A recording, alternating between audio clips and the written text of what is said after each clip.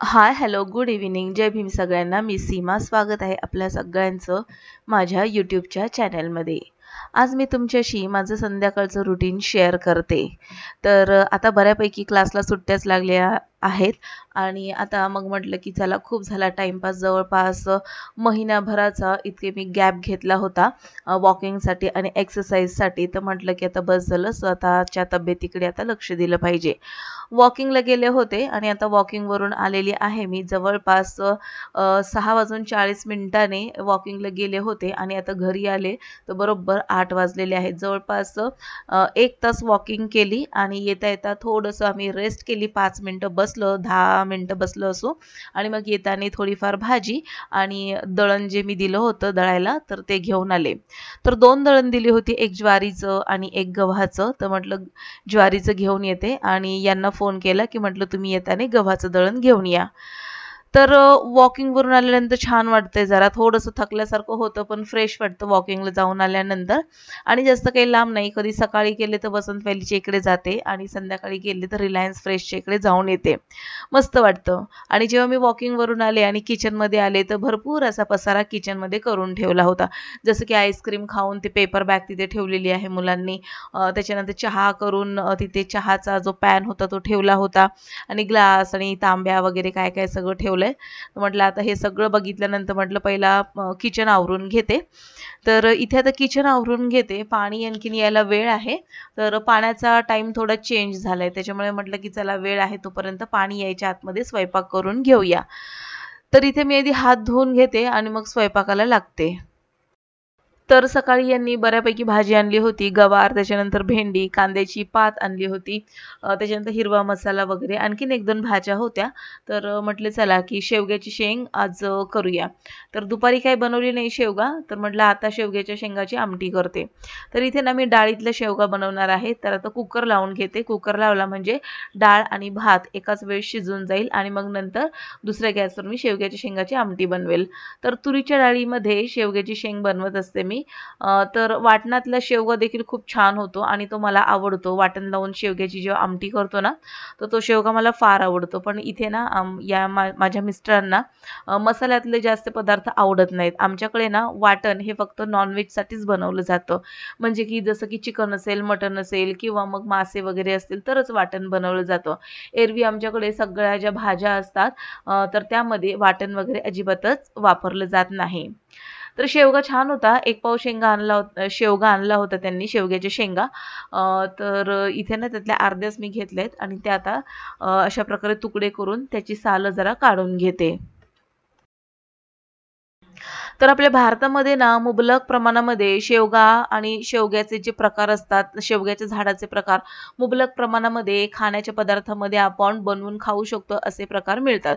जसे की शेवग्याच्या पानांची भाजी म्हणा किंवा मग शेवग्याची फुलं आणि शेवगा, तर हे सगळे प्रकार आपल्या आहारामध्ये असणं गरजेचं आहे. तर शेवग्यामध्ये इतक्या मोठ्या प्रमाणामध्ये कॅल्शियम आहे ना, तर ते भरपूर आपल्या शरीरातली जी उणीव असते, कमी असते, जे काही आपल्या शरीरामध्ये विटामिन्स वगैरे, तर ते सगळं भरून काढतं आणि शेवगा ना आपल्या आहारामध्ये असावा. तर मला वाटतं मागच्या एका व्लॉगमध्ये देखील मी सांगितलं होतं की दक्षिण आफ्रिकेमध्ये ना खूप कुपोषित अशी मुलं वगैरे आपल्याला दिसतात आणि तिकडच्या ज्या महिला असतात ना, तर त्या ज्यावेळेस प्रेग्नंट असतात तर त्यांना ना म्हणजे त्यांचा पोषण पाहिजे तसं होत नाही आणि म्हणून जन्माला येणारी मुलं ही कुपोषित असतात आणि त्या मातेचं देखील पोषण पाहिजे तसं होत नाही. आणि म्हणून ना त्या महिलांना ना डिलिव्हरी झाल्यानंतर शेवग्याचे प्रकार त्यांना देतात. जसं की शेवग्याच्या पानाची पावडर जी असते, ज्याला आपण मोरिंगा पावडर म्हणतो, ऑनलाईन देखील उपलब्ध असते आणि ती मोरिंगा पावडर त्यांना डिलिव्हरी झाल्यानंतर खायला देतात. मग जसं की पाण्यातून म्हणा किंवा दुधातून म्हणा किंवा मग जेवणाच्या पदार्थामध्ये चमच्याभर जरी ती पावडर घातली तरी देखील खूप मोठ्या प्रमाणामध्ये कॅल्शियम मिळतं. पण आपल्या भारतामध्ये तर मोरिंगा पावडर घेण्याची मला नाही वाटत की आवश्यकता आहे, कारण की शेवगाच्या शेंगाच इतक्या ताज्या ताज्या आपल्याला मिळतात, पानं मिळतात, फुलं मिळतात, तर त्याचे प्रकार आपण करून खाल्ले पाहिजेत. तर भारतातील आहार जर म्हणाल ना, इतका उत्तम आणि इतका पोषक आपल्या तब्येतीसाठी आहे. पण कितीही केलं तरी आपण ना पाश्चिमात्य देशाचं अनुकरण करतोय असं मला वाटायला लागलंय. कारण की बघा ना, पूर्वीच्या काळामध्ये किती पारंपरिक पदार्थ बनवले जायचे. शेवग्याच्या शेंगा उकडून बनवल्या जायचे, त्याचं सूप बनवलं जायचं, भाजी, आमटी, फुलांची भाजी, त्याच्यानंतर पानांची भाजी बनवली जायची. सोबतच शेवयांचे प्रकार, उपमा, पोहे, उपीट, तर हे सगळे पदार्थ आपल्या आहारामध्ये असायचे. पण हळू ना आपण पाश्चिमात्य देशांचं अनुकरण करतोय असं वाटायला लागलंय. हल्लीचं जनरेशन जे आहे ना, तर ते आपल्या आहाराकडे, तब्येतीकडे लक्ष न देताना जिभेचे चोचले पुरवण्याकडे जास्त लक्ष देत आहे. जसं की पिझ्झा हा काय आपल्या भारतातला नाहीये, बाहेरच्या देशातूनच आलेला प्रकार आहे. तरी देखील मुलं इतकं आवडीने ते खातात. त्याच्यानंतर पास्ता झालं, मी त्या पदार्थांना नावं वगैरे ठेवत नाहीये. पण आपल्या शरीराची जी पोषण पूर्ण करतं, पोषक तत्व जे भाज्या वगैरे देतं, तर ते भाज्या आपल्या आहारामध्ये असणं गरजेचं आहे. उगाचच आपण पाश्चिमात्य देशाचं अनुकरण करण्यात काहीही उपयोग नाही. मला चांगलं आठवतंय, की लहानपणी आमची आजी घरातच वर्षभराचं वाळवणीचे प्रकार करायची. जसं की चकल्या झाल्या, त्याच्यानंतर पापड झाले, त्याच्यानंतर कुरडया झाल्या, शेवया झाल्या. तर हे सगळे पदार्थ घरातच बनवले जायचे आणि वर्षभर पुरतील इतक्या प्रमाणामध्ये उन्हामध्ये वाळवून ते घरामध्ये स्टोअर केले जायचे. आणि मग आयत्या वेळेला मस्तपैकी कुरडया तळल्या जायच्या, कुरडयांची भाजी बनवली जायची, शेवयाच्या मस्तपैकी असं उपीट केलं जायचं किंवा मग गोड शेवया केल्या जायच्या. आणि हे पदार्थ ना लहानपणी आम्ही इतकं आवर्जून खायचं ना, फार आवडायचं आणि खूप पौष्टिक देखील आहे. तर आता ह्या ज्या कुरडयाची भाजी जर तुम्ही खाल्ली नसेल तर कधीतरी एकदा बनवून खा. खूप चवदार अशी लागते आणि त्याला ज्याला आपण पास्ता वगैरे जे म्हणतो ना, तर ते असं वाटतं की कुरडया, शेवयापासूनच हे प्रकार आलेले आहेत. जसं की आपल्या भारतामध्ये हे प्रकार आहेत, पण आपण त्याला दुय्यम स्थान देतो आणि कुठेतरी आपण हे जे बाहेरचे जे पदार्थ आहेत त्याला आपण प्राधान्य देताना दिसतोय. तर ते शेवगा निवडला होता आणि छान असा आता तेलामध्ये परतून घेते. काही नाही, जिरं आणि ठेचलेल्या लसणाची फोडणी दिली, भरपूर कढीपत्ता घातलाय आणि त्यामध्ये शेवगा घालून घेतलाय आणि त्यामध्ये आता घरगुती तिखट घालून छान असं परतून घेते. तर डाळीतला शेवगा देखील खूप छान चवदार लागतो. तर मुलं ना माझी जास्त असं शेवगा वगैरे खायला मागत नाहीत आणि म्हणून मी काय करते ना, डाळीतला शेवगा बनवते आणि मग जर त्यांनी डाळ जरी खाल्ली ना भातावर किंवा भाकरीसोबत, तरी देखील ना त्या शेवग्याच्या शेंगाचा अर्क पूर्णपणे डाळीमध्ये उतरलेला असतो. तर इथे ना आता कुकरमध्ये देखील डाळ शिजून झाली होती आणि शेवगा परतून झाला होता. तर म्हटलं की चला आता हा भात देखील शिजलाय आणि हा दुपारचा भात या कुकरमध्ये ठेवून घेतला मी. आणि ही जी डाळ आहे ना शिजलेली, शेवगा परतून झाल्यानंतर त्यामध्ये मी घालून घेतली. तर डाळ शिजत घालण्यासाठी मी काय केलं होतं, तुरीची डाळ धुवून घेतली आणि त्यामध्ये कांदा, टोमॅटो बारीक चिरून घातला आणि ते डाळीसोबतच शिजायला घातला होता. छान होती अशी देखील शेवग्याची आमटी, एकदा करून बघा तुम्ही.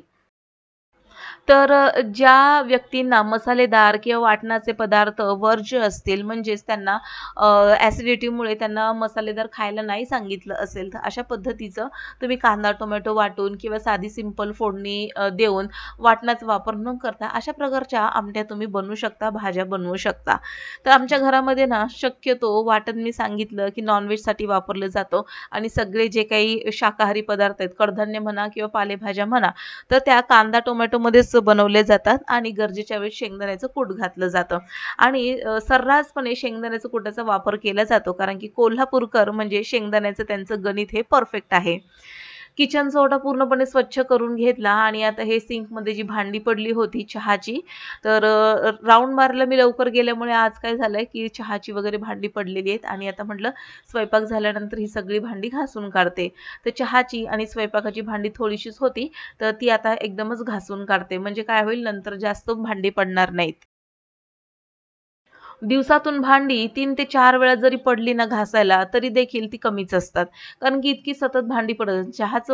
चहा पिला, कप घासायला ठेवला. त्याच्यानंतर पाणी पिलं, पाण्याचा ग्लास ठेवला घासायला. असं करत-करत 1-1, 2-2 करत भांडी ना भरपूर पडतात. आणि म्हणून ना भांड्याचा ढिगारा जर आपल्याला पडू द्यायचा नसेल ना, तर आयत्या वेळेला लागलीच जी भांडी थोडी-थोडी पडत असते ना, लगेचच साफ करून काढायची. म्हणजे काय आहे, की जास्त भांड्याचा ढीग साठत नाही आणि भांड्याला बघून पुन्हा आपल्याला कंटाळा येत नाही. तर असो, आता इथे भांडी ना जवळपास मी सकाळपासून आत्तापर्यंत जवळपास 2 वेळा घासलेली आणि आता हे 3ऱ्या वेळा घासतीये मी भांडी. तर हे सगळं आता घासून ठेवते आणि किचनचा ओटा सगळा असा स्वच्छ केलाय. तर आजच्या जेवणामध्ये ना ज्वारीची भाकरी, शेवग्याची आमटी, भात आहे. तर बघेल मुलांनी जर म्हटलं पापड पाहिजे, तर मग मी थोडेफार पापड तळून घेते.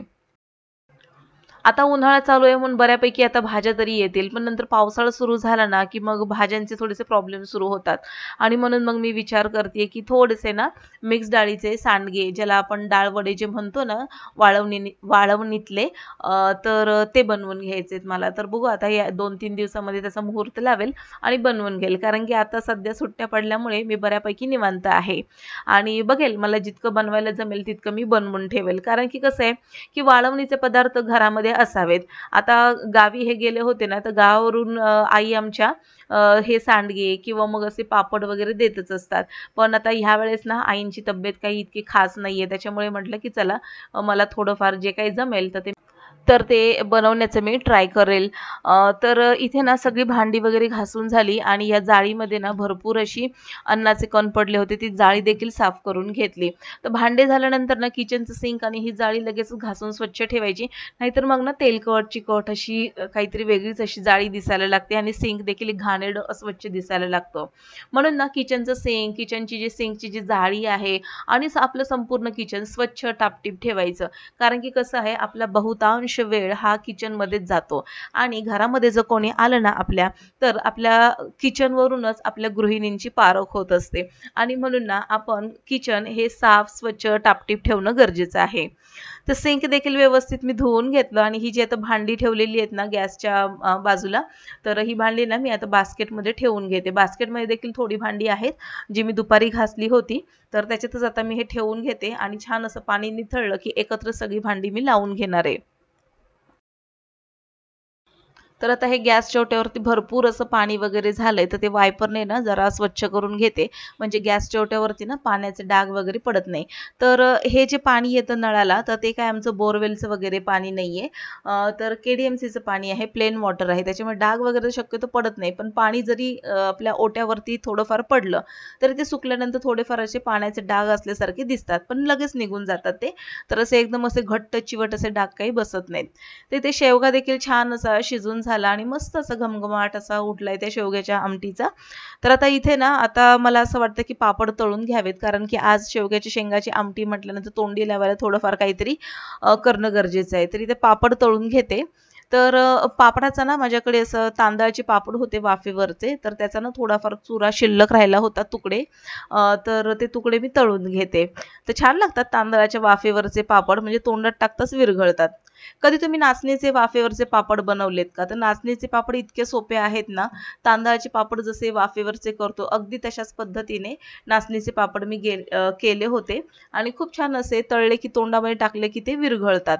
तर नाचणी आणि वेगवेगळ्या धान्याचे जे पापड वगैरे आपण करतो ना, तर ते आपल्या आहारामध्ये असावेत. कारण की कसं आहे लहान मुलं बऱ्यापैकी कधी-कधी भाकरी वगैरे खात नाहीत.